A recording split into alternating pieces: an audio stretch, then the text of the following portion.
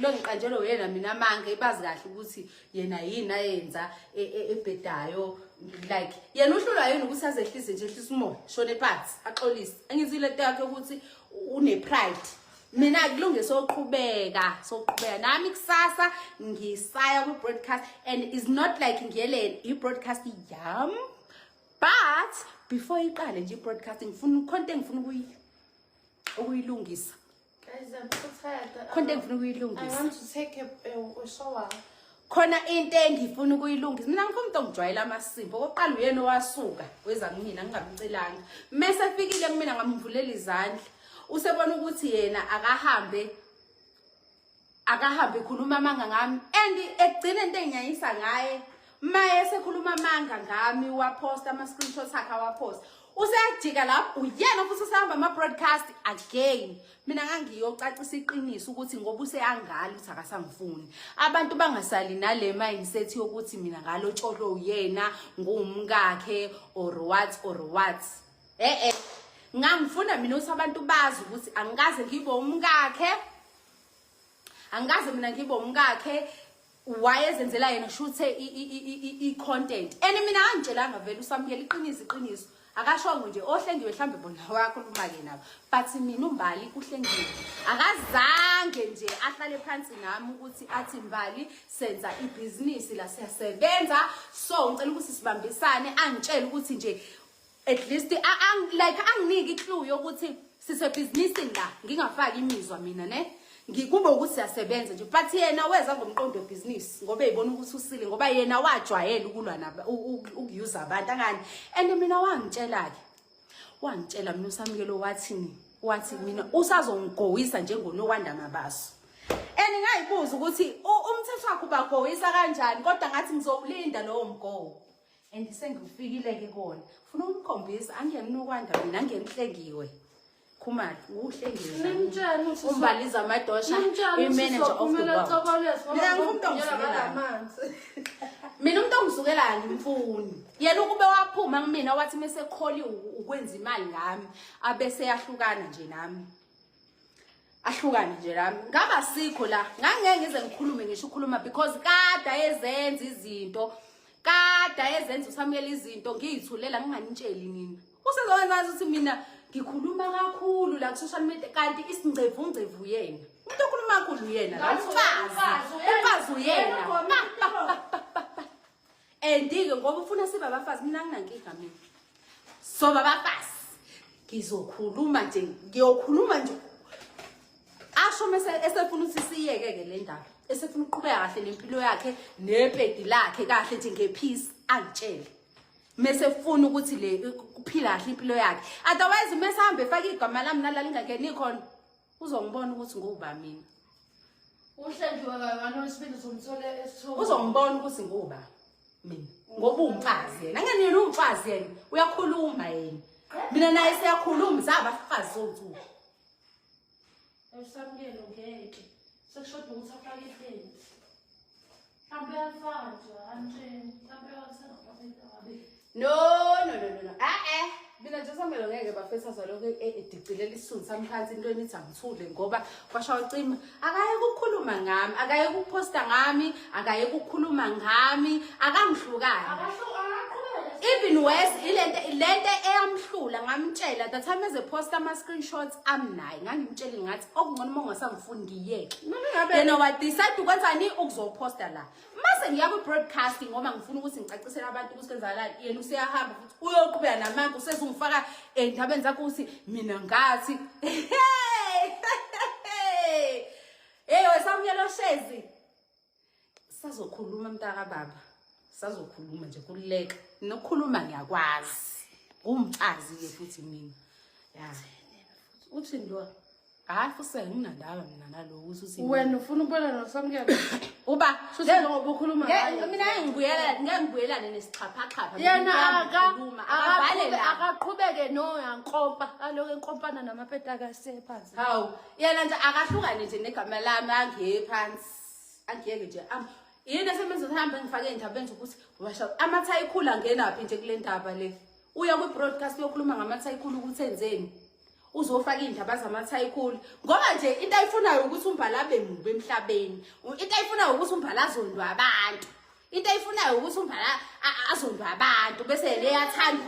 abe muhle ke yena kuthiwa hayi mina ngithwalanga nje uyena yena nje wafika wabona nje ugelo ku spotlight ozomtrendisa ozomdumisa wasezishi as usual into ayenzayo nje into nje ayenzayo ukuthi yena la ebona khona ispotlight iko nje nimbona lapha ku speed intontene gijima eyohug indoda eyifenda ingoba yini uyayithanda ukugqama uyathanda ukubukwa kanti kuhle nje ukubukwa ngezinto zakho eziqondene nawe ungahambi futhi ukubuka ngabantu ngafunda ukuhamba ukubuka ngabantu lo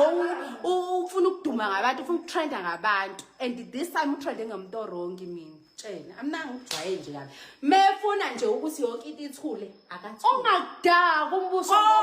phela ungakudaka umbuso ngoba uyaphela kodwa kusasa konke ngifuna ukuyicacisa ngoba yini kwi broadcast ukhulumile ufake igama lami amathekula konke ngifuna ukuyicacisa ngoba yena kahle ufuna sicacisa indaba esasizikhuluma naye nesasizikhuluma kephi ufuna manje kucaca ufuna amaqiniso vele okay come to me baba ungakudaka umbuso ngoba uyaphela ungakudaka umbuso ungakudaka umbuso engathanda kahle ngathi you don't understand my assignment hey ungakudaka umbuso nize ningitshela usamukela kanjalo uthi ungamdaka umbuso ngoba uyaphela hayi bangathi nezigebe ngamunga uyaphela ngoba uyaphela ungamdaka umbuso ngoba uyaphela kabuhlungu mina ngizindlela ukuthi i-broadcast hlambe uyocacisa ukuthi kunamanga mina noma nginjani uyokhuluma ngabantu abangahlangani amathekula ahlanganaphi hayi bo hawu usezofuna ukwenza ngathi ukuthi mina emathayikholeni kahle nje samkele musa nje ukuthi ngoba na ngizondo wena usufuna nabafana abamathayikolo bangizonde ngeke kuze kwenzeke ngentando yakho never hey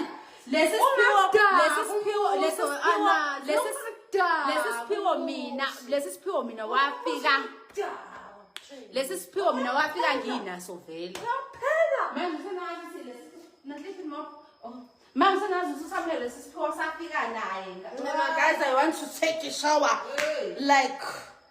I want to take shower yinje manje usakhulume ngegama lamathi mina do you know English I want to take shower like this is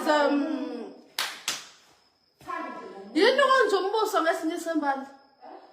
yini umbuso onje lesingisi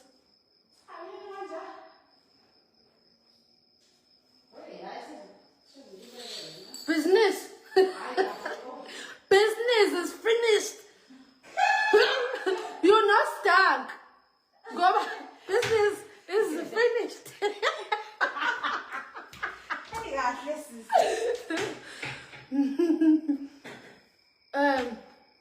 business